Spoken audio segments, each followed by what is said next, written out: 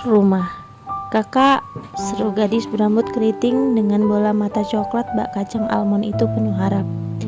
Hania yang melihat adik angkatnya begitu bersemangat justru mendadak lesu karena nyatanya malam ini ia tak mampu menepati janjinya membawakan satu bungkus nasi padang lengkap dengan ayam goreng pop seperti yang teman sekolahnya ceritakan kemarin. Kakak gak bawa makanan? Tanya Maya lagi. Kali ini jelas terlihat raut kecewa di wajah mungil itu. Hania menghela napas berat. Sungguh ia pun tak ingin mengecewakan. Namun Tuhan sepertinya sedang ingin mencukupi rejeki mereka hari ini dengan satu bungkus mie instan dan satu butir telur ayam yang berhasil ia beli dari hasil menjual botol plastik bekas. Di musim penghujan seperti ini, hujan turun begitu derasnya seharian, sehingga Hania kesulitan untuk berjalan menemukan barang-barang bekas dalam jumlah yang banyak untuk memenuhi janjinya pada Maya.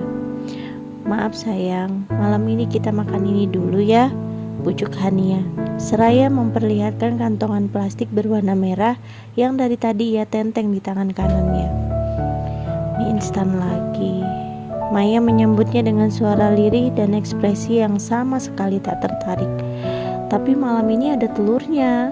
Jelas Hania mencoba memberikan sedikit rasa istimewa dalam ucapannya atas apa yang ia bawa sebagai menu makanan mereka malam ini. 2 malam yang lalu kita juga makan telur rebus karena kakak gak punya minyak goreng, sahut Maya bertambah kesal gadis kecil itu. Merasa terus saja dibohongi oleh Hania. Maafkan kakak sayang, musim penghujan mulai tiba dan kakak kesulitan mencari barang bekas dengan harga mahal. Hania mencoba dengan sabar memberikan pengertian pada gadis kecil berusia 5 tahun tersebut.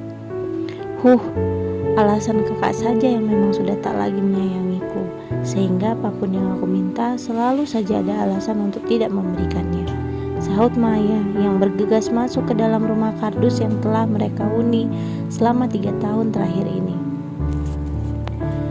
Hania dan Maya pada akhirnya harus hidup berdua di pemukiman kumuh pinggiran kota setelah 3 tahun lalu panti asuhan yang selama bertahun-tahun menjadi tempat tinggal mereka ludes dilahap si jago merah. Konon kabarnya panti asuhan tersebut sengaja dimusnahkan untuk kepentingan pengelolaan tata kota oleh pemerintahan daerah karena lokasinya yang sangat strategis untuk kemudian dibangun perumahan elit. Beruntung nyawa keduanya masih dapat terselamatkan meski beberapa luka bakar kala itu membuat kulit mulus Hania melepuh dan kini menyisakan bekas yang akan selalu menjadi pengingat bagi Hania bahwa maut pernah begitu dekat dengannya. Tuhan masih memberikan kesempatan hidup padanya dan Maya yang kadang membuat Hania berpikir mengapa ia harus terselamatkan bila hanya untuk diberikan kesulitan demi kesulitan yang tak kunjung habisnya seperti saat ini. Mengapa Tuhan tak memberikan perintah pada sang malaikat pencabut nyawa untuk mengikut sertakan kematiannya bersama 37 penghuni panti lainnya saat itu? Rasa lelah semakin mendera seperti saat ini, kala Maya yang masih balita itu kembali membuat ulah dengan drama merajuk dan mogok makan. Meski sebagian teman sebayanya yang juga tinggal di daerah pemukiman itu sering memberikan saran padanya agar Hania membiarkan Maya atau bahkan meninggalkan bocah kecil itu di jalanan agar lebih mampu menghargai setiap usaha yang dilakukan Hania untuknya. Namun entah mengapa Hania terasa begitu enggan melakukannya. Walaupun kesal, meski lelah, Hania terus berusaha memahami Maya dan memberikan kasih sayang yang melimpah ruah, sekalipun ia harus mengorbankan kesenangannya sendiri. Hania ikut masuk ke dalam rumah kardus mereka untuk melanjutkan niatnya memasak mie instan dan sebutir telur.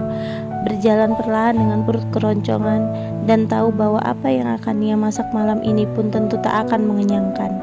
Pasalnya, nasi putih untuk malam ini pun hanya cukup untuk Maya.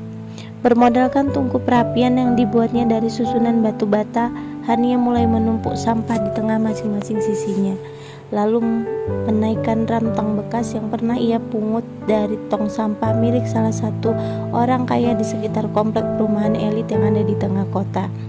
Lalu mulai membakar satu kantong plastik hitam agar apinya membakar sampah itu dengan merata setelah rantang tersebut diisi air keran yang didapat dari pipa yang bocor di ujung kompleks.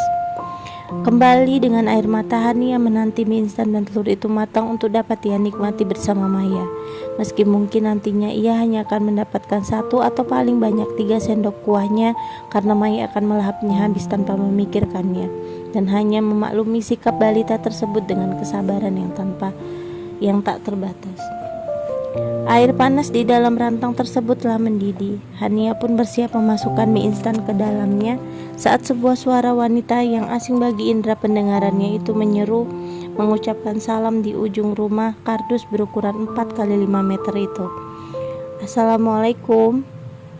Hania bangkit dan bergegas menghampiri sumber suara setelah memasukkan mie instannya lebih dulu. "Waalaikumsalam," sahutnya jelas sembari terus melangkah mendekati. Namun baru saja Hania menyibakkan tirai yang menjadi pembatas antara dapur dan pintu masuknya, seketika itu pula tubuh kurus yang terlihat seperti tulang berbalut kulit itu bergetar hebat mendapati sosok wanita parubaya yang kini di ambang pintu rumah kardusnya tersebut.